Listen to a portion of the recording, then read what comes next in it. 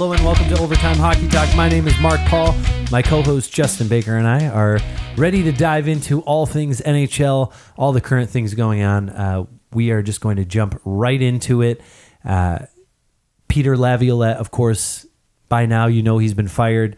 And today, the Nashville Predators and general manager David Poile have hired former New Jersey Devils head coach, who was just fired not too long ago, John Hynes, to be their new head coach. Not interim. He is their head coach. Yeah, 45 a quick days? turnaround.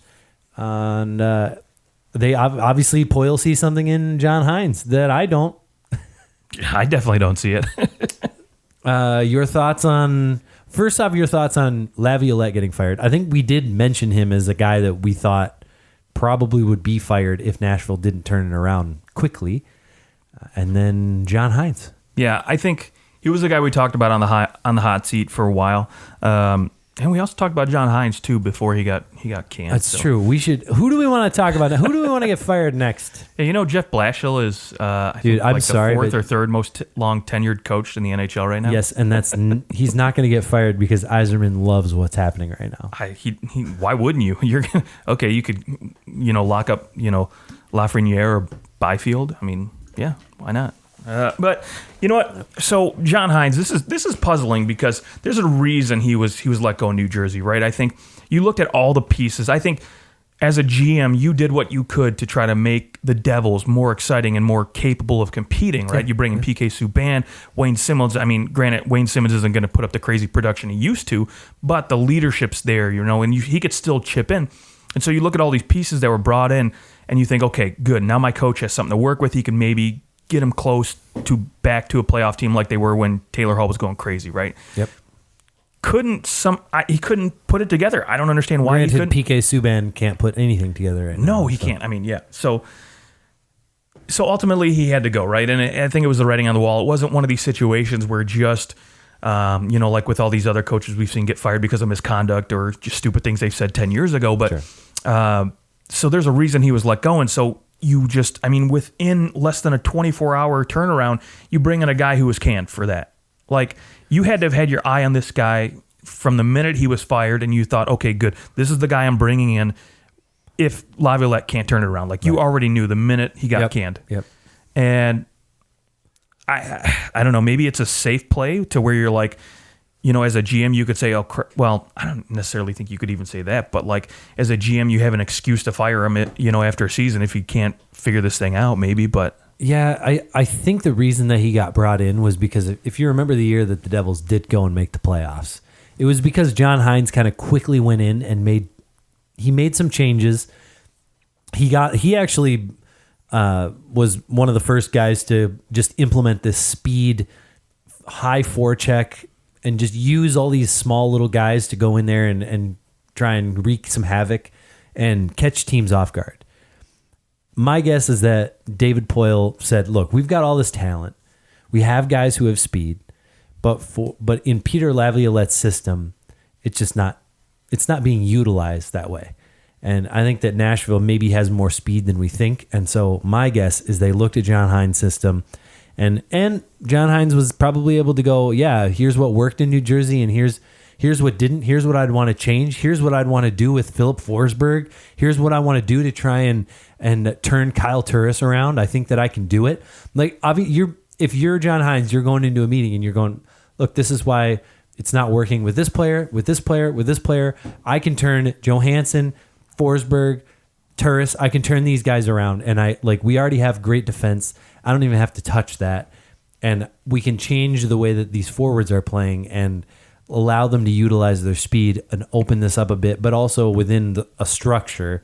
I think that's probably what they're looking at. He obviously convinced Poile that he can turn some guys' seasons around halfway through the year. Yeah, and I think, too, as a GM, like, your eyes would light up at that thought, right? Because, I mean, honestly, for the last 3-4 years, I've looked at a guy like Philip Forsberg and said, I want more. I need more. This is a guy who should be, like, literally at the top of the scoring race every year. The talent he has and, like, the guys that are around him, right? I mean, he has defense who can move the puck up even on their third pairing. Yep. So why isn't this guy producing more? So, yeah, I actually thought Nashville would have been a great fit for Babcock.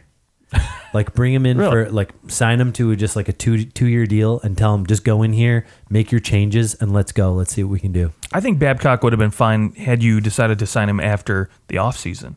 But I don't think you can bring him in mid-season just with all the, the shit that's gone down with all him. the stuff that people are tired. You got to let it cool a little bit. Yeah, I think he could. He has been someone who can like get a lot out of little, and so he might not have been the worst choice. But John Hines, I guess, is the safe and probably a cheap choice. Yeah, probably a lot cheaper. And I think now, too, like a lot of, and not to knock on Babcock, but I think a lot of GMs are now going to start hiring guys that are more player-friendly and not as rough around the edges, per se. Yeah, so. Babcock needs to go back to the drawing board and go, all right, I need to change. Right. Like, I need to show them that I went to like some sports psychologist and like got my stuff together. Okay, yeah. So, I mean, do you think that this move will be successful in getting Nashville to the playoffs? Ooh, that's a good question, and honestly, I don't have an answer because right now I'd probably say no, because they do have some good teams ahead of them. They need to jump. Granted, I think maybe Minnesota is going to start to plateau and they're going to start to dip, and maybe Nashville can jump a team like that. Maybe Winnipeg, in the wild card spot, and so maybe ultimately they do find the playoffs, but I'm not overly optimistic right now because John Hines didn't show me a lot in New Jersey, especially this year when he had better tools to work with. So maybe I'm going to be hesitant a little bit. So you think that New Jersey has better players? No, I'm not saying they have better players. I'm just saying he had better players this year in New Jersey than he did last year, and he still couldn't make it work. Yeah. So, in fact, they just got worse, in my opinion. So, yeah, my guess is that just whatever system he implemented, it just wasn't working for the players that Ray Shero brought in, and I think there was this realization, this isn't going to work. And obviously Poyle thinks that it could work in Nashville. I think, when I look at the teams ahead of them, I go, all right, I think Arizona, they're probably going to make the playoffs, like just based on what they've done. I still don't think Taylor Hall's clicking on all cylinders quite yet. I like Edmonton to make the playoffs because I think that Connor McDavid and Leon Draisaitl are just that good. Is he going to stop breaking ankles? Can we just talk about what he did to Morgan Riley? Yeah, right. Holy mackerel. The Leafs don't need another broken ankle. In Vancouver, I think has the depth all throughout their lineup to where they're a solid wild card team. Like they may not make the playoffs, but I don't think that they're going to be a team that drops out of this. I think they'll be in competition for a playoff spot.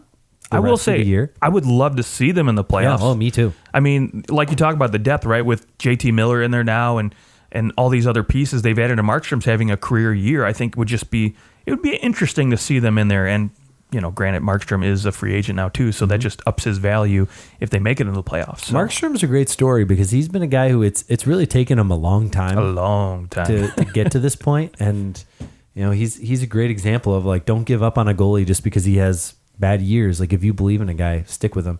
I do think that Calgary is gonna make a push for something. Like they're probably gonna make some kind of move, because I don't think that Calgary wants to miss the playoffs because their team is just veteran laden. Like they need to do something to pull them into the playoffs, and then hope for the best that hope maybe you can squeeze by a top team and that you can go on a little run.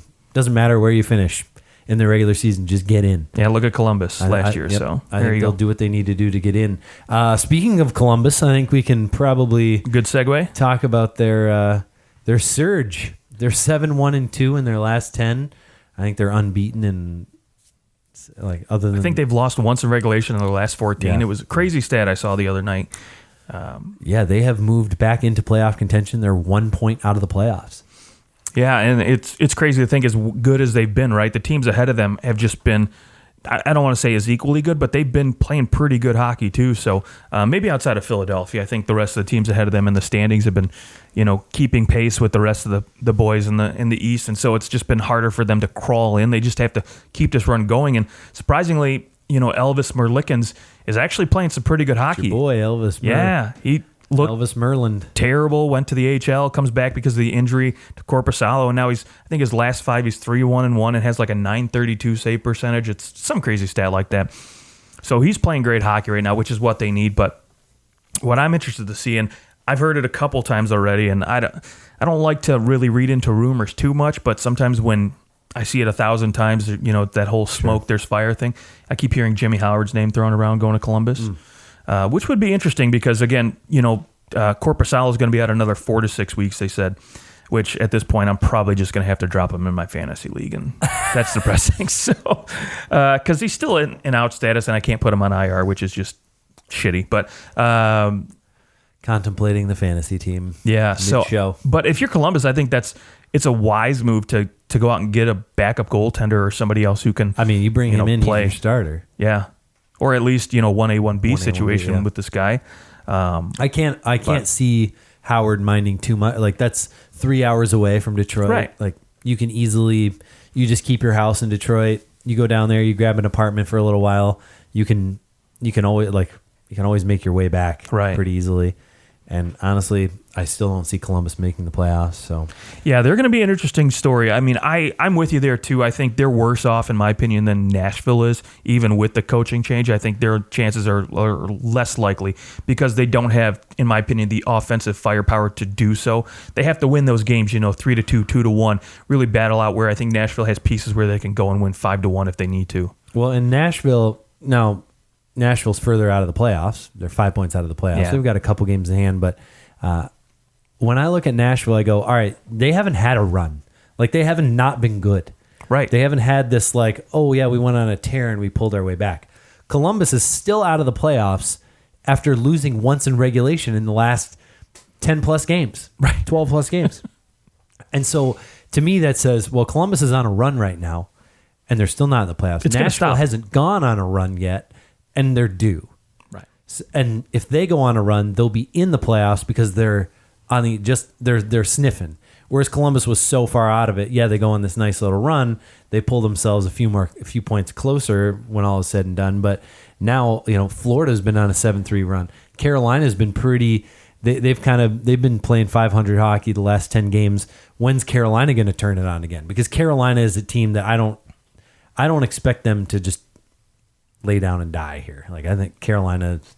Yeah, and speaking of Carolina, they're making a push right now for Justin Williams to come back, and it'd be interesting. It'd be a great move for them. Yeah. So let's provide a little bit of like that extra heart, that a little spark, right?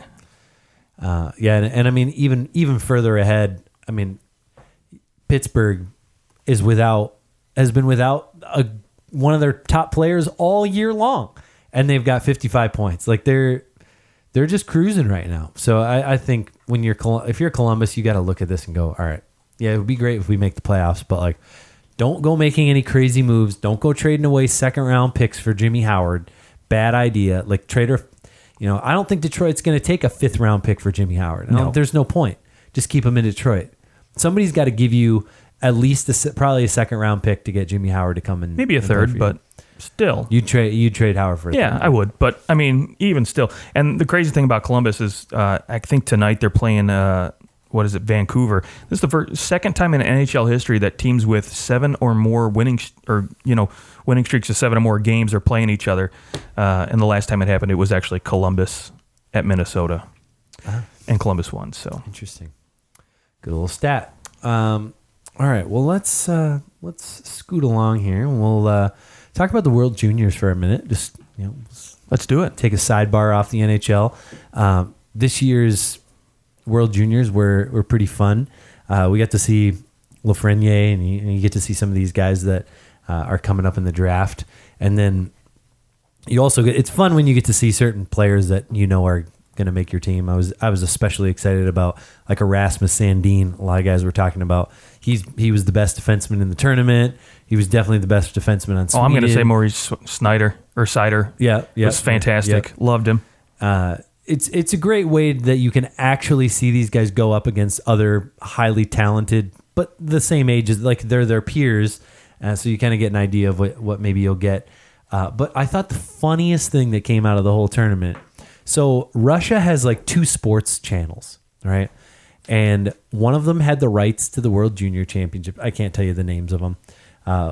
Channel A, they have the rights to the World Juniors. So they're showing the championship game. Russia and Canada are playing each other.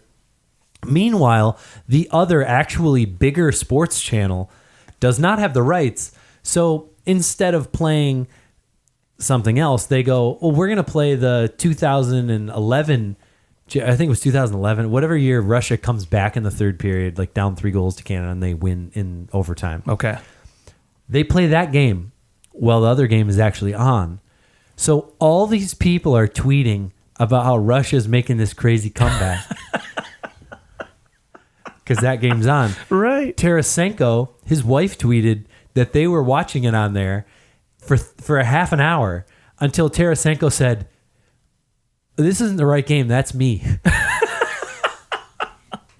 Stop And it. they switched over. I think it was like some politician was tweeting like, Russia is the best. We do the best, something like that. And of course they actually ended up losing to Canada. But that's great. Pretty funny.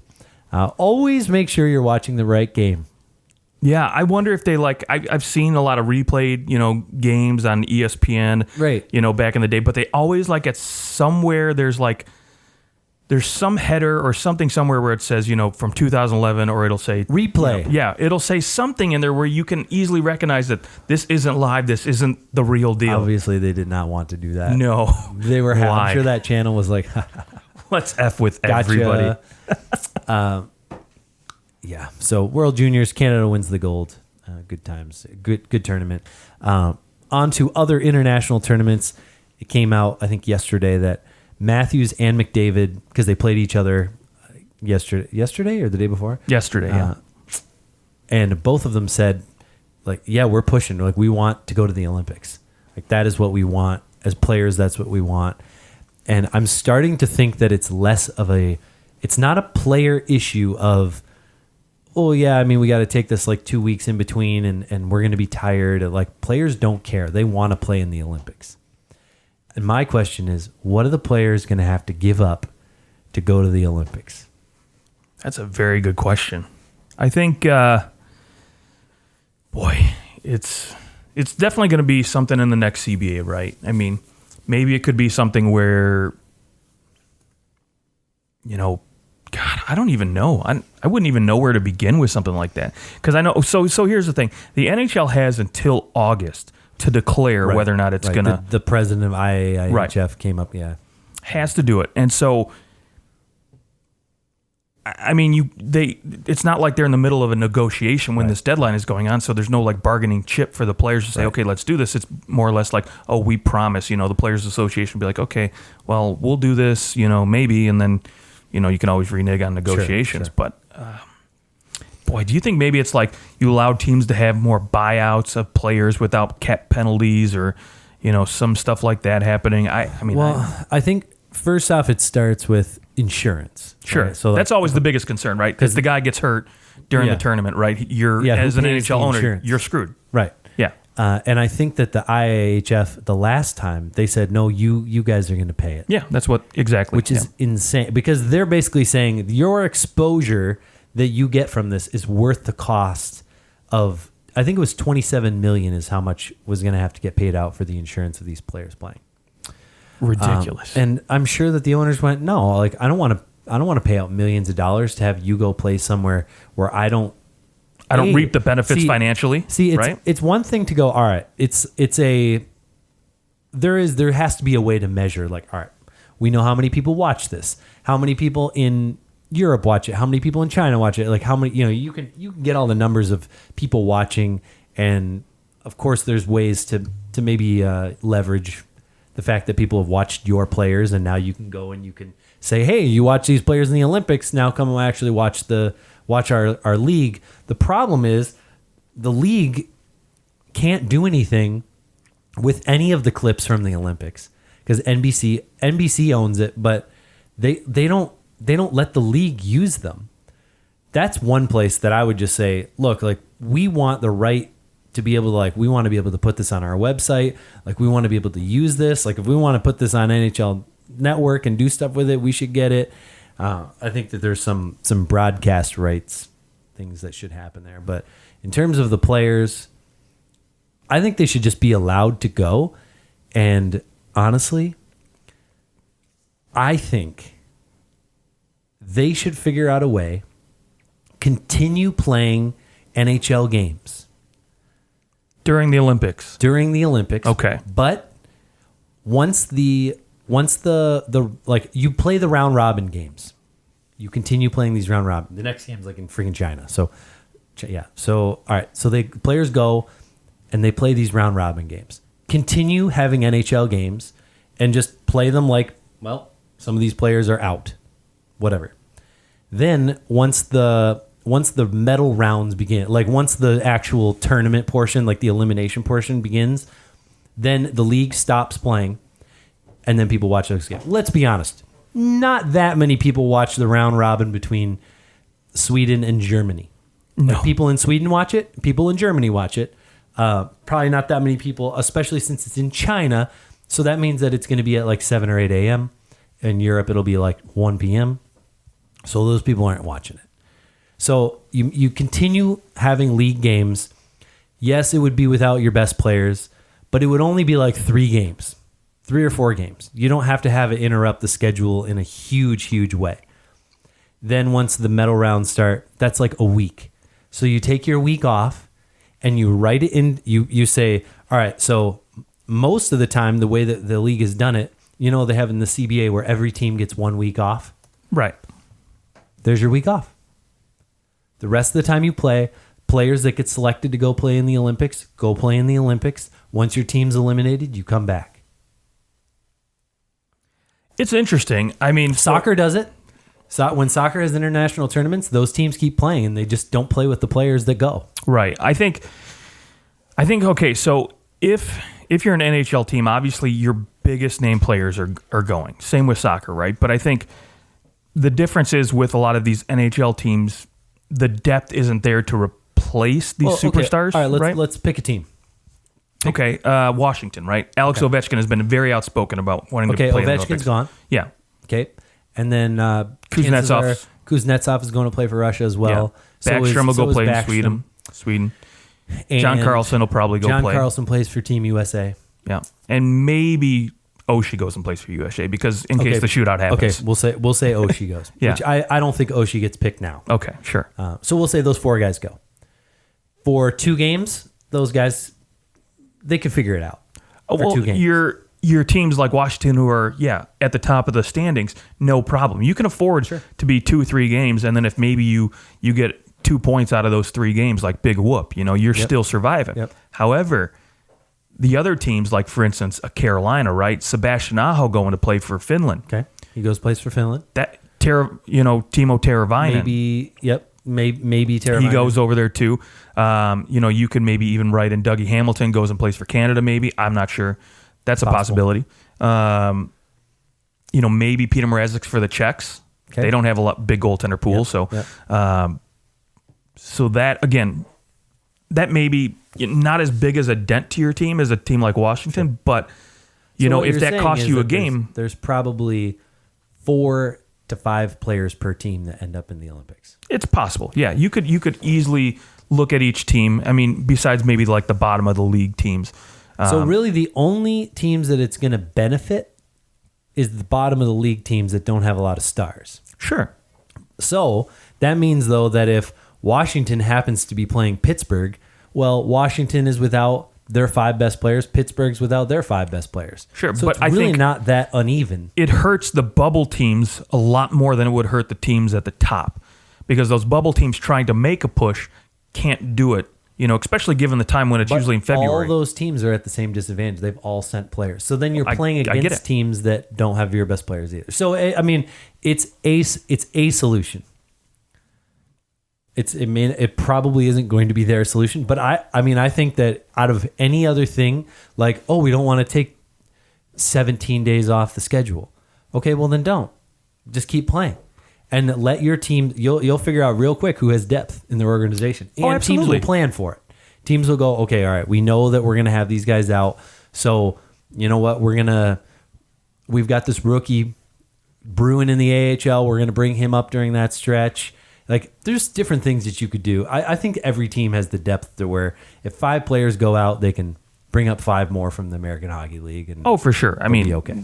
Yeah, you get an opportunity to see some of these other guys. That's great. But what cracks me up, though, is like the NHL right now, they're trying so hard. The last couple seasons, they've been putting games in China, right? Yep. You've been doing this publicity in China, trying to grow the sport, and now you have an opportunity to put the best players from every team over there, and you're so hesitant. Like the marketing value, even if it's the insurance thing, right? Even if you have to go out and pay $30 million, the marketing value of that as an NHL league, the jerseys you'll sell, all that crap, you could potentially. Well, the problem is the jerseys that they sell for the teams, well, I know they don't get anything. But for the player themselves, right. All this publicity, the marketing value of it, especially with the new trade deal where China is they're going to be much more strict with the copyrights and stuff. That there'll actually be a reason to go sell NHL jerseys in China now because everyone can't just make them from their workshop. I know, right? I'm sure they still will, but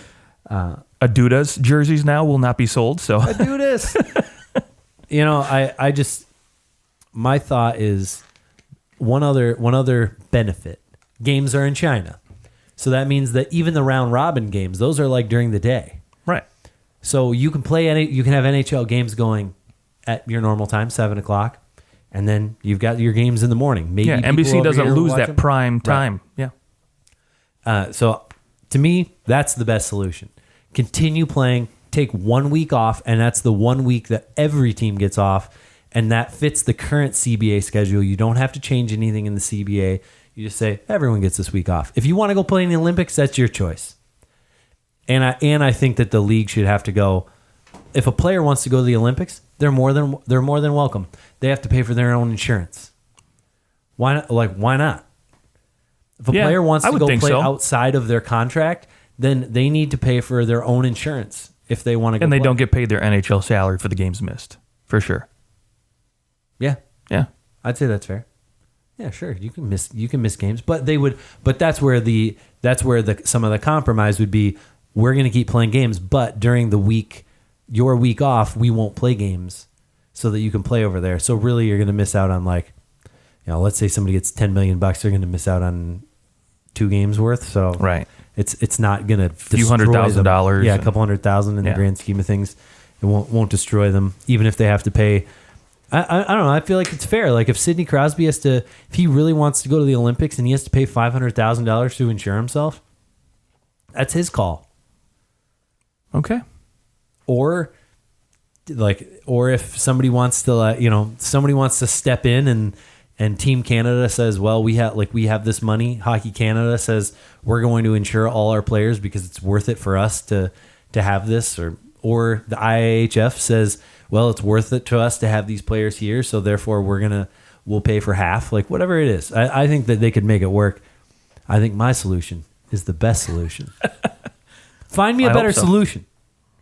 That's the challenge. Find me a better solution. I think it's great, and it's already being done in other sports. So it's not. So you do have somewhat of a roadmap as to how you can do it. Yeah. Okay. It's interesting. Yeah. By the way, a little asterisk correction earlier. I did say Columbus is 1-7 row. I meant Tampa Bay. I'm sorry. Oh yes, yeah. I knew that you meant that. I didn't even hear you say Columbus. I heard you say Tampa. So yeah, I would say I'd go back and edit it, but I don't want to have to go back. No, that's and just not fun. Randomly find that. So I like to let the viewers, yes. or the listeners. I catch like those. listening to podcasts and being like, "No, you idiot! It was that." And then I go record my own, and I go, "I'm sure there's people that say that to me every show. You're you idiot." Yeah, I say a lot of stupid stuff, so that's fantastic. That's perfect. Anything else that you want to hit on before we get out of here? I mean, okay. I would love to just really quick, just maybe 5 seconds, just think, who's the next coach to get fired? Next coach to get fired. I mean, I feel like every show we talk about a coach who's been fired, and either a coach, there has been, I think, 4 or 5 of our last shows, there's been either a coach fired or hired right before we start the show. Next coach to get fired. Wow, that's a tough one because a lot of the teams at the bottom of the standings have recently fired their coach. So I don't think that it's going to be any of them. I do not know. I don't think that we're going to see any other teams fire their coach. for the remainder of the season. I Okay. think that we've pretty much, like, none of the teams that are in the top 3 of their division right now, even if they fall, like, let's say Arizona goes on a brutal, like, 10-game losing streak, Rick Tocchet isn't getting fired. No. Because I think that you're looking at their current position and going, wow, they're playing above their heads. But it's great to see that. Vegas, they're not firing anybody. No one's firing their coach. I just don't see it. I mean, everyone's already fired their coach. That's true, yeah. So the only person, I say that because I was just looking at the standings and I thought really quick, like, who's maybe the next Peter Laviolette, a team that's like middle of the road, and I think it's Claude Julien maybe. Claude Julien, yeah. But again, I probably don't think maybe anybody gets fired. I don't think that Montreal's looked at this season and said, yeah, we're totally going to crush it. Right. I don't know. No, Montreal not at to all. me seems like a team that they're just middling, and they've been middling for so long. Like, just be bad. Just be bad. For a minute. Yeah, they got to get rid of Carey Price if they want to be bad. Man, if they could just get Lafreniere. Just get that French kid in there in Montreal, right? Boy, wouldn't Is he they love French? that? Alexis He is French, Lafreniere, right? Yeah, he's got to be French. Yeah. And Carey Price just hasn't been very good. And unfortunately, that's kind of how he goes, Montreal goes. So I think Montreal should be in some kind of free fall in terms of, like, all right, let's start selling off some pieces. I know that Montreal fans will kill me throwing around the name like Brendan Gallagher, but he's got 2 years left. 1 year after this year, I know he's on the IR right now, but 1 year after this year, $3.75 million. You could get quite a bit, I think, for Brendan Gallagher. Teams would love to have him. He'd be a guy. Any team. I don't think there's a team in the league that couldn't take Brendan Gallagher and put him in their top 6. No, a 50-point player who makes less than $4 million. Who does far more than what he gets paid, and he does, like, he's more than just a guy that puts up points. Like, he's never going to stop. And I think he's the kind of guy that, it's unfortunate that he hasn't really had many opportunities at the playoffs, but I think that he's the kind of guy that you want to be on your team in the playoffs. So I think Gallagher would be a great guy to look at to move, just based on, they're not going to move him. They like him. I think he'll probably sign an extension there July 1st, but Thomas Tatar maybe even could get moved again. He's got 1 year after this year. They don't have a lot of like real high level UFAs like Dale Weiss. He's not moving the needle for me. Nate Thompson. They just acquired Marco Scandella, so it's clear that they're, with that trade, they're looking for something. I guess Keith Kincaid could fetch a low draft pick for a team that needs a backup, but could flip Marco Scandella again. Could flip him again. Montreal they've got all their picks outside of their 7th round pick for this next draft. They also have Chicago's 2nd, Anaheim's 4th, Winnipeg's 4th, Florida's 5th, and Chicago's 7th. So they have a lot of pieces to work with. Not to mention Chicago's 3rd next year and Ottawa's 5th next year. So they have some things that they could move. Montreal always seems to be these, like, they buy players that are just not going to do anything for them. Like, yeah, this 0.1% upgrade on a 3rd line player just is nothing. Like, it doesn't matter. It's time to be bad, Montreal. It's time to just embrace the free fall. Yeah, they just drafted this, like, amazing goal scorer in the draft, and they've got Nick Suzuki. So yeah, be bad now for these guys that are coming up. So that when they come up and they're ready to roll and they're in their prime, they actually have somebody who is a superstar that they can play along with. Exactly. Now, granted, where they're at, they still would have a shot at getting into the lottery, but they need to fall a little more before they have a real shot at the lottery. But all right, I think that's our show. That's it. All right, we're done. Well, we hope you guys have an excellent week. Enjoy the hockey and stay warm or not. Or not. Don't stay warm. If you're in Florida, stay warm. If you're in Florida, then you don't have a choice, actually. It's just going to be warm all the time. But yeah, have a great week.